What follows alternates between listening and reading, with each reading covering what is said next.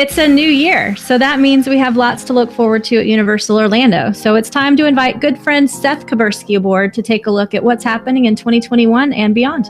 This is episode 439 of the Unofficial Universal Orlando podcast.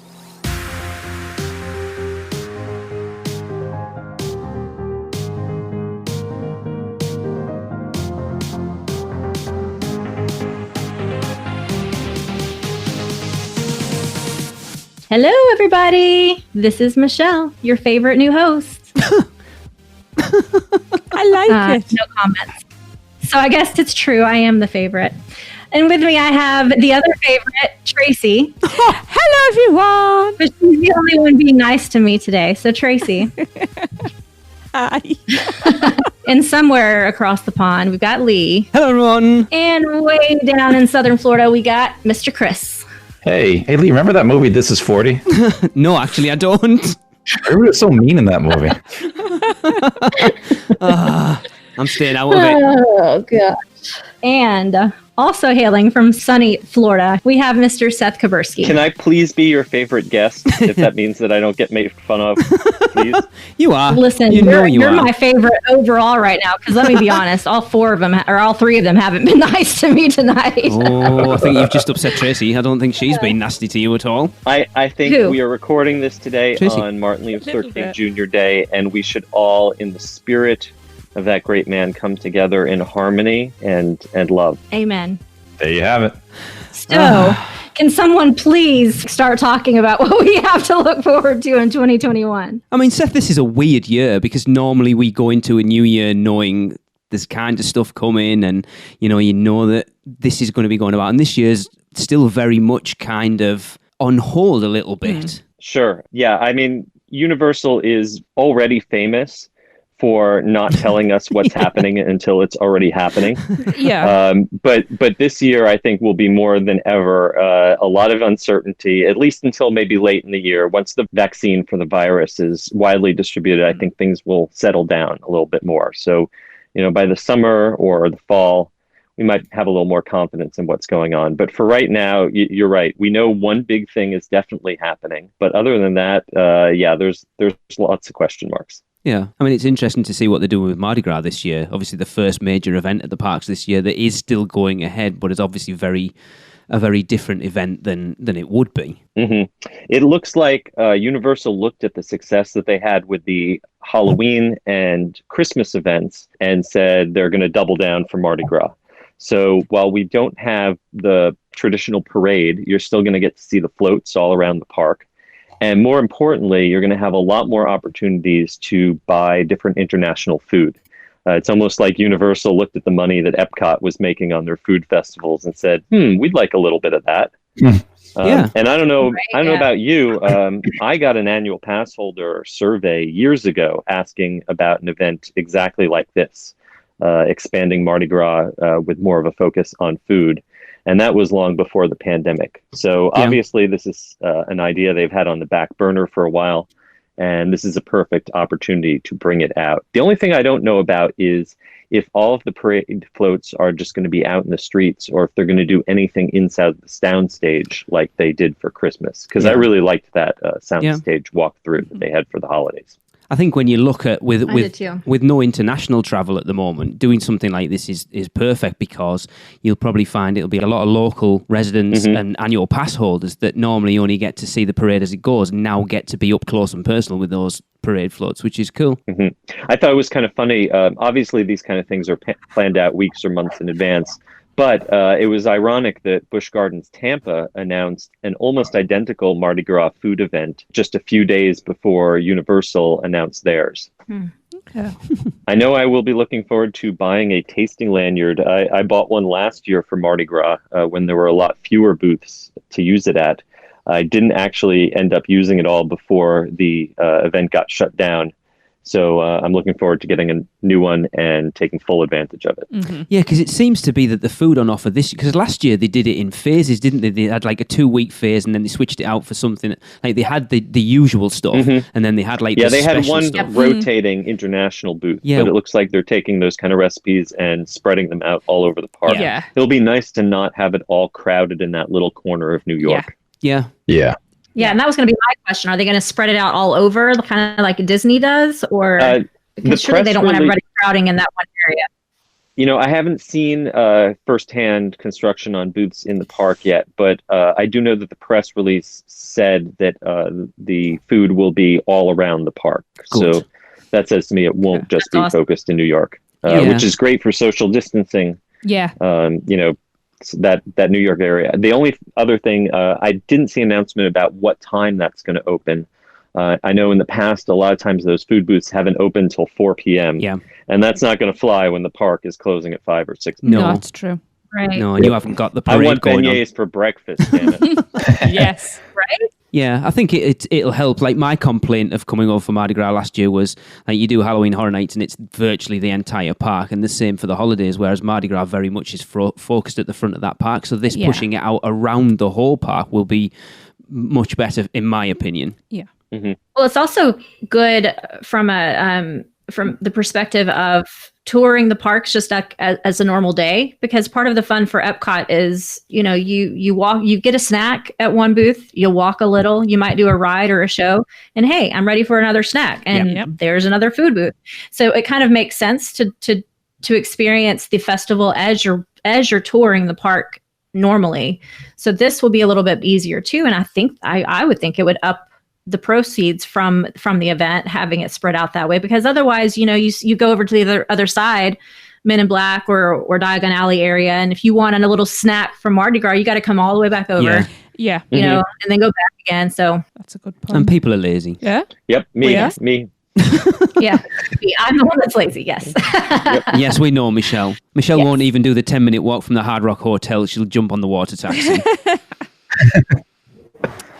That might be true, but no, I do also do the walk. However, I don't want to walk all the way to Royal Pacific like you did. It's like an extra 5 minutes. Short walk. It's a lovely walk. Anyway, Royal Pacific isn't bad. I walked from Dockside the other day. That was really fun. Yeah, it's very scenic. You get a nice look at I-4 from above. You know, it's exciting with cars driving past you at 60 miles an hour. How long is that walk? You know what? It's not really any further than walking from Cabana Bay. Okay. It took just under 25 minutes, and that's with some really long crosswalk lights. Really? Yeah. That sounds shorter than it should be.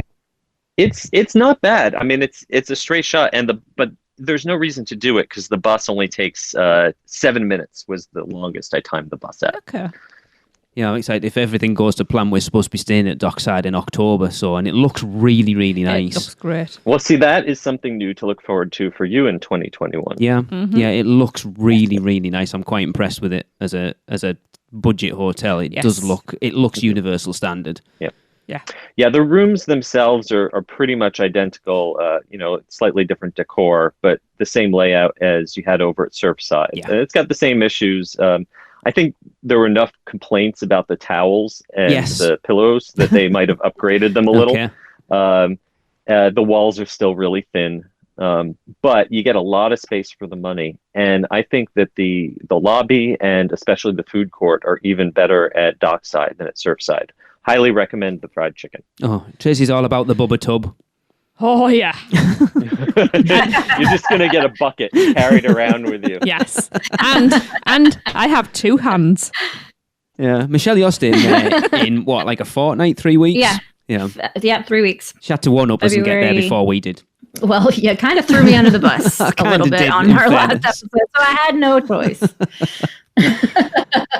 So I suppose moving on, you hinted about it at the beginning, Seth. The big thing this year, do we have any idea when the Jurassic Park coaster's opening?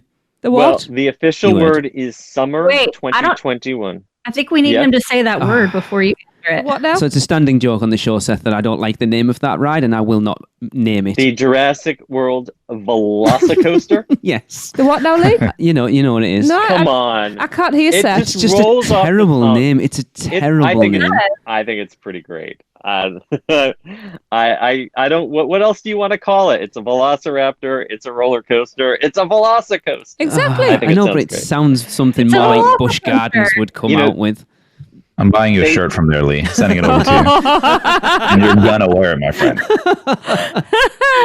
So yeah, the only thing they'll tell us is summer 2021. Summer sounds like an awful long way away, yes, considering that they are running trains on that almost daily. Yeah.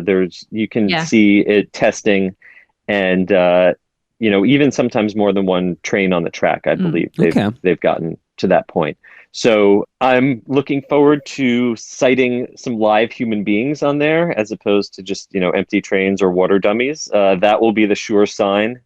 I really think that if we have any kind of spring break crowds, they're going to want to soft open it for them. That's my guess. I really think Memorial Day weekend would be a great time to have it officially open, because that's kind of the kickoff for summer. So for those of us that don't live in the US, when is that? That's at the end of May. Okay. That's the last weekend of May. That's still quite a way away. I don't have any official information saying that. It's just my gut feeling. Yeah. But they are, they are doing everything they can to get this thing tested and ready to go. I don't think they want another Hagrid situation. Yes. They do not want to have people show up for 7-hour lines and only being able to dispatch one train every 10 minutes. Yeah. They want this thing running great by the time that, the press shows up. Which they should do. I kind of have the opposite thought, that they wouldn't open it on a really busy holiday weekend, because they want to try to circumvent all these major crowding issues. So don't you think they might open it on a not so ordinarily crowded weekend, so that they can maintain I'm sorry. crowds a little better? Yeah, I wouldn't expect them to hold a grand opening on a holiday weekend, but I think that's kind of like the target of when they want guests to be able to get on this, especially if they do have big crowds coming in. One more thing to soak up the crowds would be really helpful. It looks really cool, but I have one issue with it, and I don't like the way that double helix at the far side butts up against the patio at the Three Broomsticks. I really do worry how much it's going to impact that space, because I love it out the back of there. I think the days of that being quiet and secluded is going to be over. People are going to be screaming past there every 30 seconds. I agree. I think you can give somebody a high five if they're going by. Well, Seth, then, do you think JK has had any say in that? Do you think they've had to run it by her? I think that after the things JK has done and said in the last year, they are complying with her contract in the absolute minimum possible, and they don't really care what she has to say much anymore. That my feeling.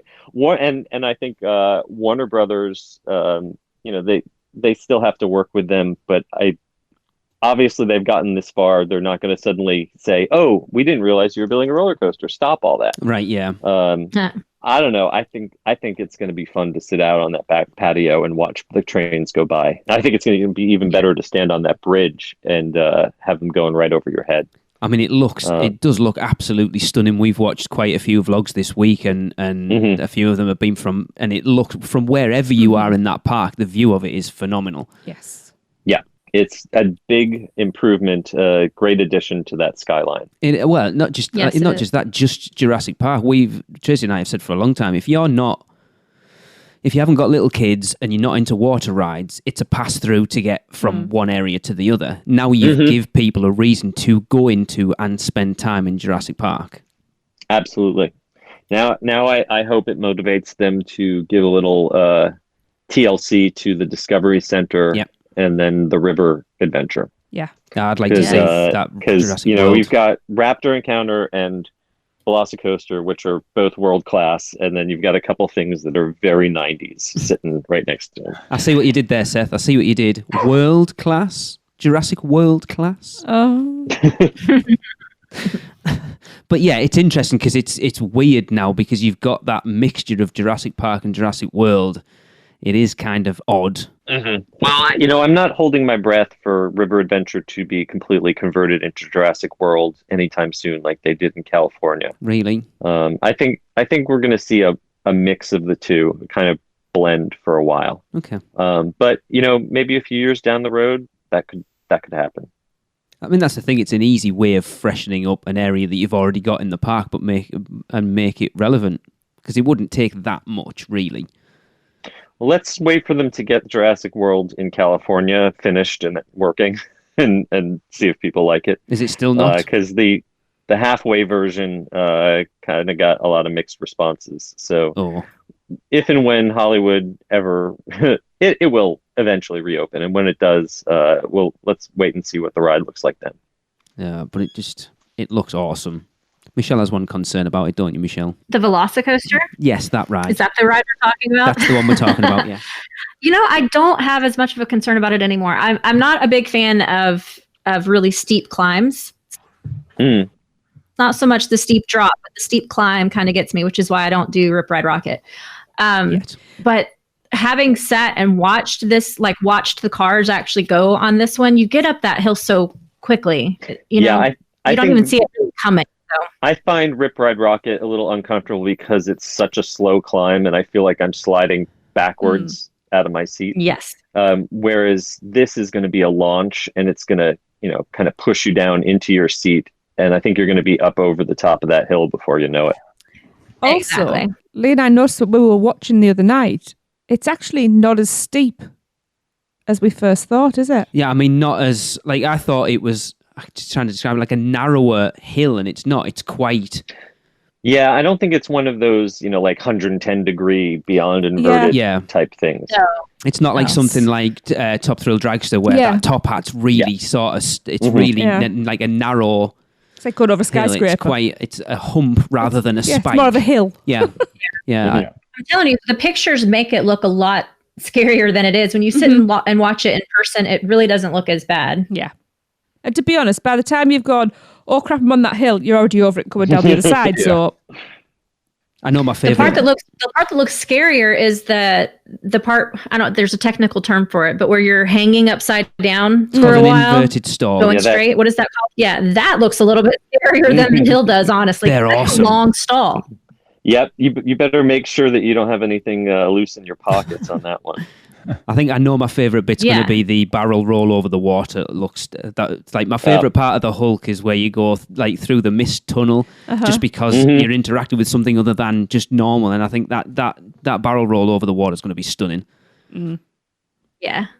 And having complained about the fact that Islands of Adventure doesn't open late much, another ride they've installed with a decent light package, that park needs to start staying open later. Yeah, I really wish, if they were going to stagger the closing of the parks, I wish it wasn't just a 1 hour stagger. I wish open Islands of Adventure at 11 a.m. like they're doing with the Epcot, and keep it open till 9. That would make me happy. But in fairness, not even just because of COVID, Islands of Adventure never really closes late. I think the latest we've been in there was, funny enough, when we were over in February, we did Hagrid's at 10 p.m. But normally it's 7 o'clock normal time, which is, it's not late enough for that park, because that park looks amazing at night. Yeah. I agree. So are those the only two things for sure that we know are happening in 2021? Yeah. Pretty much. That's crazy. We expect that there's going to be some sort of Halloween. Hopefully... we will be able to get to see the houses that we were supposed to see last year in their full glory without plexiglass, if things are looking better by the fall. If not, we might see another Halloween light, kind of like we saw this year. I'm sorry, I saw last year. I still do that. And the same thing for the holidays. I'm hoping that by the end of the year we're able to go back to a little more normal events. But, I think they're going to hold off on making that call until the absolute last minute. Yeah, it'll be interesting because obviously looking at it from a point of view as an international visitor, if the US was normal, but you were still not allowed international travellers in, do you think that would influence the decision to go ahead and do a full Halloween Horror Nights or not? I think they get enough local and domestic attendance for Halloween Horror Nights to still make it worthwhile if you're able to do a normal capacity event and you just don't have people coming in from overseas. I would think that it would still be worthwhile for them to do financially. There's so much pent up demand, and especially since they already had to kind of bail on their big 30th anniversary, that they this is their last chance to kind of pay off that anniversary in 2021. So I think they're going to do everything they can to have as much of a normal event as possible. But, you know, I've given up trying to make predictions about what the world's going to look like in, in 6 Quite days, wise. much less 6 months. Okay, time I for think you. Lee was looking for confirmation bias that the event would not happen if he wasn't there. Yes. It's just, I think they're going to be like, nope, you know, Lee can't make it. We're just going to scrap it. We don't want him to miss out. It's just that, like, we speculated last year whether the event was going to go ahead or not, and we kind of knew it wouldn't because we just couldn't see how it could go ahead. Whereas this year, the world's going, you would think by that point the world's going to be at least semi-normal, but whether we'll be able to still have international travel or even be comfortable enough to go, or it not be an absolute ball ache to get there, and it still go ahead. And that's the thing. Once travel starts up again, how much is it going to cost you to fly? You know, I know Norwegian, which is what I flew to Europe the last time I went over, is no longer going to fly to America. And, you know, even if you weren't flying them, that's competition for whoever you were going to fly. Well, here's an interesting fact for you then, Seth. We've already booked our flights for November. Excellent. And they were cheaper than we paid when we came over for the Weekender in 2019. Interesting. Because you're buying now when no one can actually go anywhere. Quite possibly. I think that once restrictions are lifted, you'll see prices probably spike. Yeah, I was determined I was having them whether we were getting there or not. But it's just, it worries. Like, it's Halloween Horror Nights 30. It's such a big event that you want it to be the best it can be. I'm sure they don't. Like, we know a lot of the Halloween Horror Nights creative team. They won't want to put on a half an event for such a big milestone. Sure. No. But, you know, I think we all have to accept that, you know, we're not going to get back to 100% normal quickly, or maybe not ever. Like, but if we can get 90% or 80% of the way there, honestly, after the year we've had, that's good enough for me. Absolutely. Like, you know, back in October, you know, the couple of houses they put on for Halloween Horror Nights, you know, it wasn't the real Halloween Horror Nights, but I was grateful for what we got. And I think whatever they do manage to put together, I'll be happy with it. Yeah, the perspective you come at it from. This last year has all been about lowering my expectations. Yeah. At this point, I have none. It's just crazy, isn't it? It's like, it's weird now that you look at, like, we watched Zoe, who was at the Weekender with us. We were watching, she's been putting up her vlogs from 2019, and we were watching one, and it shows you how ingrained social distancing in the theme parks has come. That Tracy was watching, she was in Hollywood Studios, and she's like, oh, there's not a lot of social distancing going on there. And I'm like, that was like last year, Tracy. No one's wearing a mask, right? I was on my soapbox again. It's just crazy how it's already become, like, you react to it when you see things from, it's like, it's never going to be like that again. You look at Horror Nights, for example, like, it's crazy to think that that's how it was through the eyes of now. Yeah. And the thing is that I'm kind of spoiled now. I don't want to go back to going into a theme park queue and having someone right up on my butt. Yeah. I like having 6 feet of distance, you know.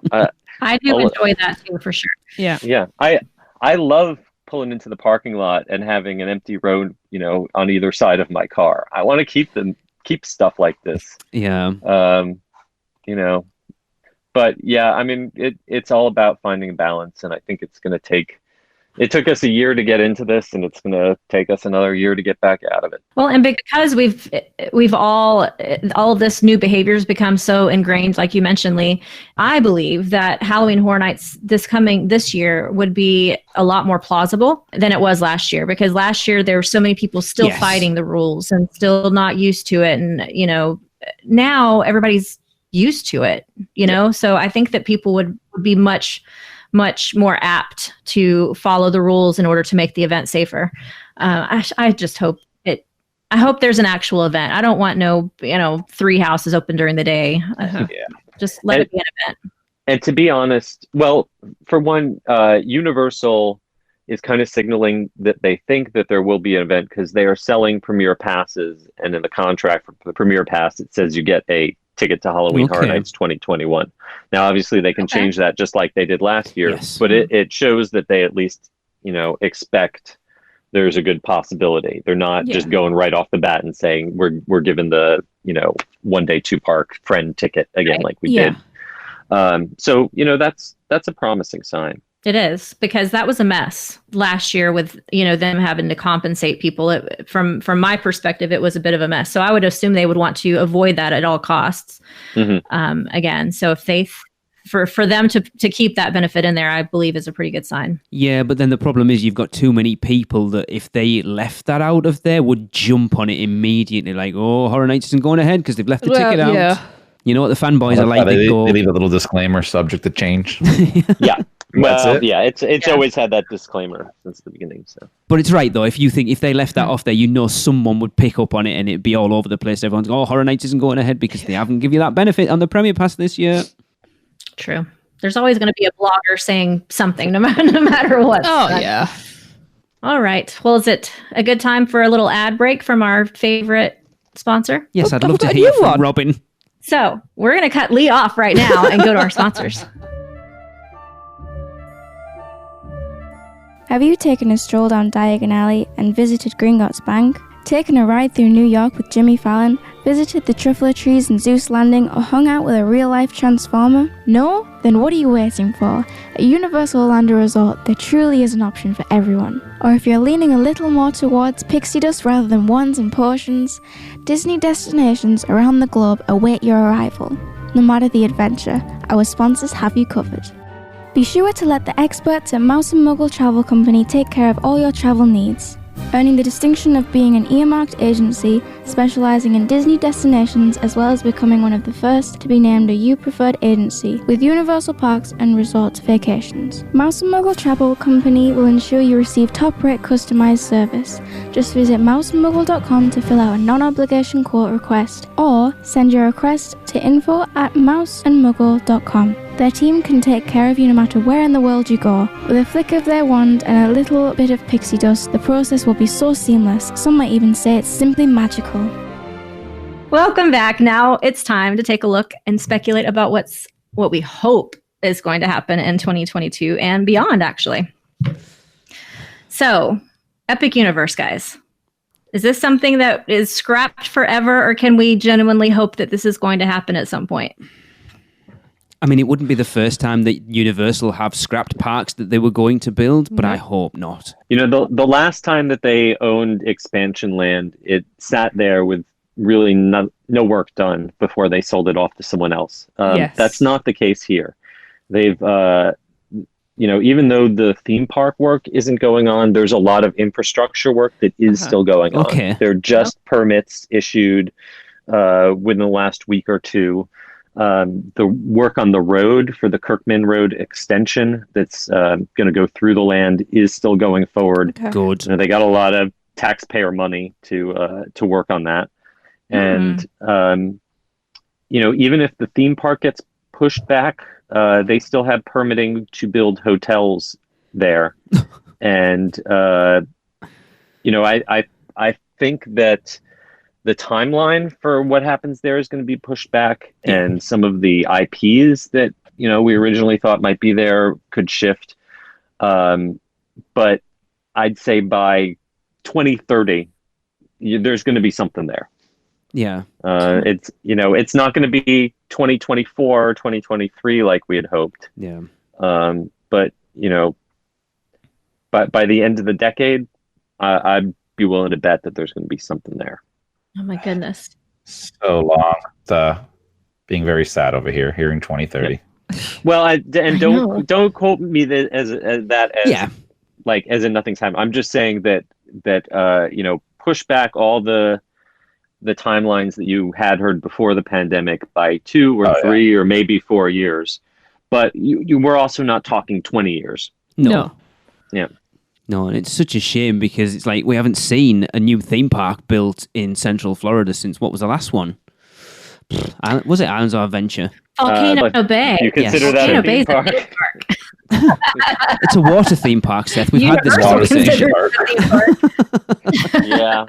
And the Wizarding World of Harry Potter is a land, is a park within a park or whatever. But yeah, if you want to talk about to talk about an actual theme park, we haven't seen anything since Islands of Adventure, which is over 20 years ago at this point. So it was like really exciting, and then to happen, and then push the pause button indefinitely. I think we're actually better off with it being Universal rather than Disney. I think if it was Disney, we would see it pushed off a lot longer. Comcast seems like, even though they're being cautious right now, or they're being prudent, I don't think that they're going to totally shut off the flow of money. I think they have seen, the kind of growth they've had over the last few years. And especially if Disney starts, slowing down all of their projects, if things like Guardians of the Galaxy and Tron aren't going to open now until 2022, 2023. It leaves a window for Universal to make some more gains in market share if they continue to invest. That's what I hope that they do. Yeah, we haven't talked about it yet with the announcements that Disney made about their hotels last week. I think that potentially will push people over to Universal, because the on-site hotels at Universal look like a better proposition now than the Disney ones. Yeah. The loss of the Magical Express, which people thought of as free transportation from the airport to the hotels. Obviously, it was never free. It was always just baked into your room rate. But, people weren't thinking it the same way, parking, when Disney started charging for parking and people revolted. You were always paying for it. You just didn't know you were paying for it before. You're right. I didn't know I was paying for it. If it was baked in to those hotel prices, then you would expect, okay, they're taking it away. Well, at least the hotel prices should go down. Yeah, that's a good point. But yeah, I mean, excuse me, I have to laugh for a while now. But listen, that's the issue. And then that's the issue from a travel agent perspective too. Their prices are insane right now to stay on property with zero perks. So I have clients jumping ship like crazy going from Disney to Universal because the perks are unrivaled. Because the two major perks for staying on site at Disney were always the Magical Express and the Extra Magic Hours. Yep. And now Extra Magic Hours has become Extra Magic 30 minutes. Which they do anyway. They do for everybody anyway.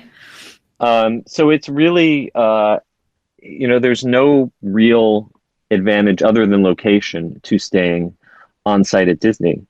And with Uber and Lyft being so economical, the Magical Express wasn't trapping people on Disney property the way it used to.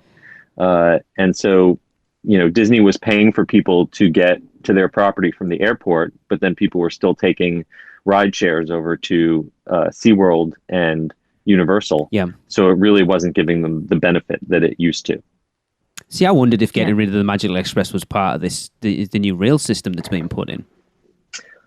That might be part of it, but that rail system isn't going to be online for probably a full year after Magical Express ends. Okay. Wow.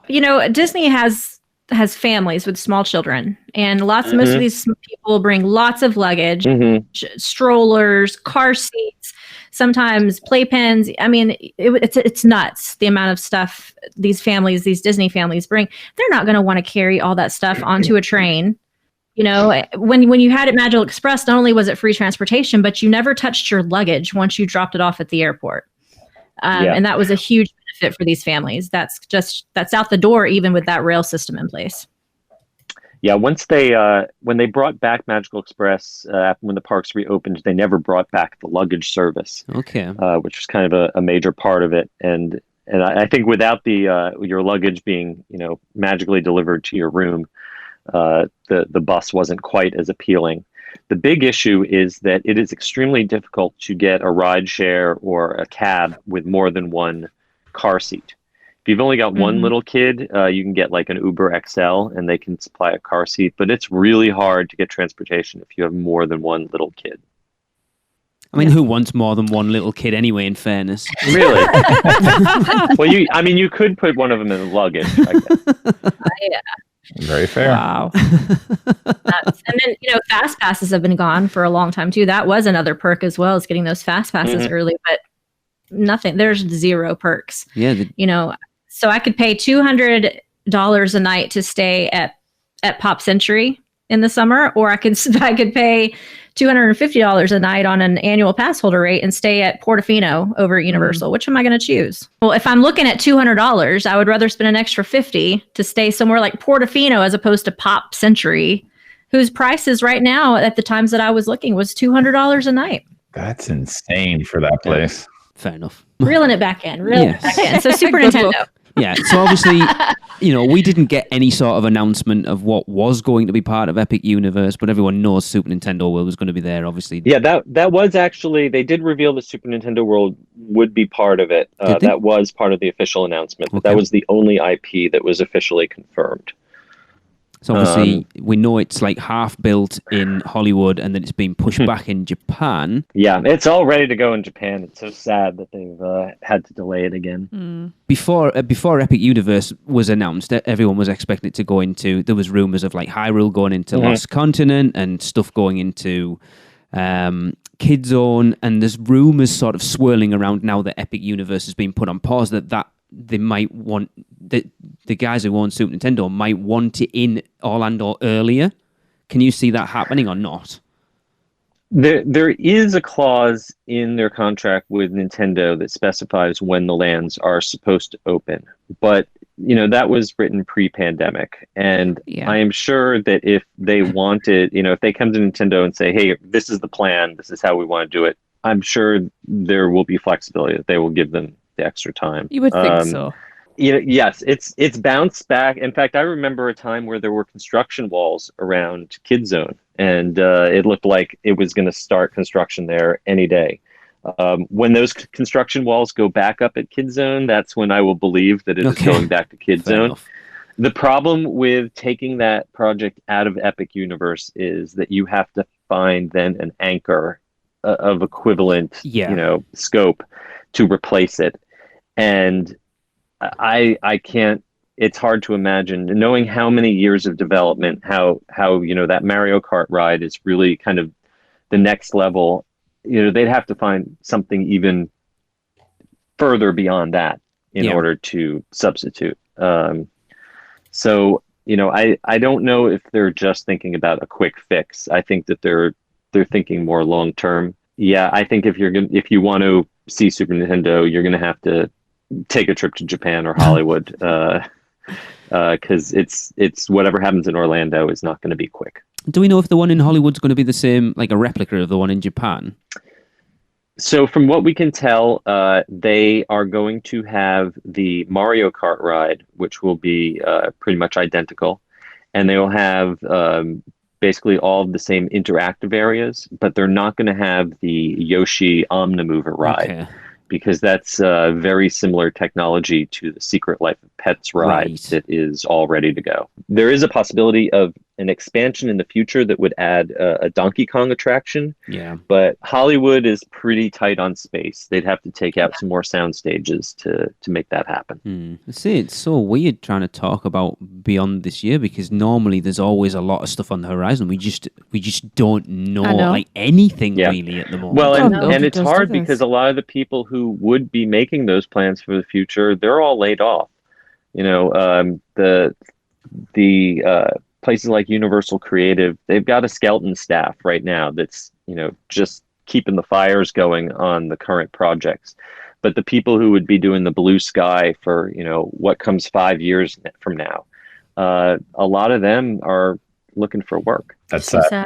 That's really sad. We've had Patrick Braillard on the show after he got laid off. We've got another one lined up. I won't mention him yet because I like to keep it as a surprise. But it's quite surprising, some of the guys from Universal Creative who have been laid off. Like some big names. Shocks. If you follow, if you know your theme park creators, the people that have gone, it's genuine shock. It's not just Universal. Over Disney, you haven't heard as much about layoffs, but you have heard a lot of big name Imagineers who are retiring. And these are people who are not like ready to go to a rest home because they're, so old. Joe Rohde and, Kevin Rafferty, these people are like kind of at the peak of their talents. And if nothing else, you'd think they'd want to stay around and mentor the next generation. And instead they're, taking retirement packages. And heading out the door. The one thing about Epic Universe getting knocked on the head a little bit excites me for Halloween Horror Nights, because obviously Mike Aiello's been pulled off Epic Universe now and sort of pushed back into Universal Orlando, which kind of excites you for Halloween Horror Nights a little bit, if he gets to have his hands on it. Yeah. Well, he lost a bunch of good people who were taking care of Halloween Horror Nights for him when he went off to Epic Universe. So I think that while that project is on pause, he's going to kind of be needed to helm that ship again. He had sort of built up this team that could handle things without him, and a lot of that team is now gone. Yeah, I think a lot of people, I know Darren commented specifically that once Mike stepped away, you definitely felt that his touch wasn't there. Yes and no. Obviously, whoever is the lead on something, they've got an influence. But Halloween Horror Nights has changed so many times over so many years. You could say the same thing when, Julie Zimmerman left, or Adrian Lepeltier, or any of the people who were influential in the early years. Anything that runs for 30 years, it's got to change, and to me, change isn't necessarily bad. There's some things I've liked better or worse over the years, but I didn't think that the quality diminished just because Mike was in a different role. No, it's just Darren. Darren's jaded. Oh, he is. Yeah. The same people who are saying, "Oh, it's not like it was when Mike was running things," were probably also saying when Mike first came in, "Oh, it's not as good as it was before he got there." It's funny, actually. We had a roundtable discussion about Horror Nights not that long ago, and Tracy and I went back and watched some footage of Horror Nights when we first came over in 2004, and that event has changed. It has changed. It was like, it was a lot more adult back then. There was some things we heard in some of those mazes. I was like, wow, that doesn't feel like Horror Nights to me anymore. It's like, I would not expect to hear that in a Horror Nights maze. They were not concerned about social media. They were not worried about getting negative publicity for things. Stuff was a lot looser back then. Yeah, that's for sure. I think that all came to a head. What is it? Was there a teenage girl that got called a hoe or whore or something by one of the Purge? I think that might have been. Oh, I know there's been controversies in Hollywood over the years. Yeah, it was in Hollywood. They've used a lot of they had Chucky or Beetlejuice, insulting people, and they've gotten some flack for that over the years. For sure. The same with their Bill and Ted show getting cancelled because of certain things. Yeah. R.I.P. But hey, if there is a Halloween Horror Nights, maybe they'll bring back Bill and Ted. No, I'm not even bringing that one up. Not even touching that. I wouldn't. If it does go ahead this year, it'll be interesting to look at the spec map from last year, because we know H.H. Nightmare's spec maps are usually pretty much on the nose. It'll be interesting to see what comes back, or what not comes back, but what goes ahead that would have been there. Because I think we've heard the Billie Eilish maze is not going ahead from what we've heard, because apparently that's my understanding. For licensing reasons. Yeah, our daughter's gutted. I'm gutted, actually. I was quite looking forward to that. We're fans. I just hope I get to walk through Beetlejuice again, because that was a great maze, and I want to see it with everything running 100%. Like that subtle flex again. I never got to do it. Seth. You're killing me, man. And Chris only lives like 2 hours away. That's what YouTube's for. You know what? I still haven't even watched that. I really just want to go through it myself. Yeah, me too. And get that experience. It looks. I saw the first 10 seconds, and I'm like, nope, not doing this. I watched the Tooth Fairy walkthrough, but I won't do the Beetlejuice one. And they look really good, actually. They were all I thought all three mazes were really solid. Yeah, I did the first two. They were good. I liked them. And they didn't look like the COVID measures actually impacted it that much. No, we were surprised, weren't we? Yeah, there were some points where the plexiglass became distracting, but they also did a good job of using it as a distraction in other spots to help the scares. So I think they did the best they could under the circumstance. Yeah. But I want to see it. I want to see it unadorned without the shields. Yeah. Yes. I want to feel scare actor breath on me. Could you see them bringing those two mazes back this year then, Seth? Frankenstein and Tooth Fairy? That's my guess. I don't know if both of them. Certainly at least one of them, and I think Beetlejuice is definite. I haven't personally been in those sound stages, so I don't know if they're all still standing and intact. But, I'd expect, even though we talked about it, they got a lot of publicity, not that many people actually got to see them. So it would make financial sense to bring them back. Wasn't one of them in the same soundstage that the holiday walkthrough was in? Oh, you know what? I know one. Because I thought it was the same. I thought the balloon thing wasn't it in the same soundstage that Ghostbusters was? And I'm pretty sure the Frankenstein. The holiday soundstage was the one on the left. Now I'm gonna have to. I sound very ignorant now. I'm gonna have to go back through my pictures and see if I can figure that out. You obviously know more than me. I think it was the one on the right. We walked back and around. Yeah, I think it was the one on the right. Okay, so Ghostbusters was the one on the left then. I think so. So it was the. Yeah, I don't think the holiday was in the same one as. So potentially those houses it would be the classic Monsters one, the Bride. Yeah, interesting. Well, we'll just have to wait and see. Well, I mean that's all we can do, isn't it? Basically, all we can do. Keep our fingers crossed.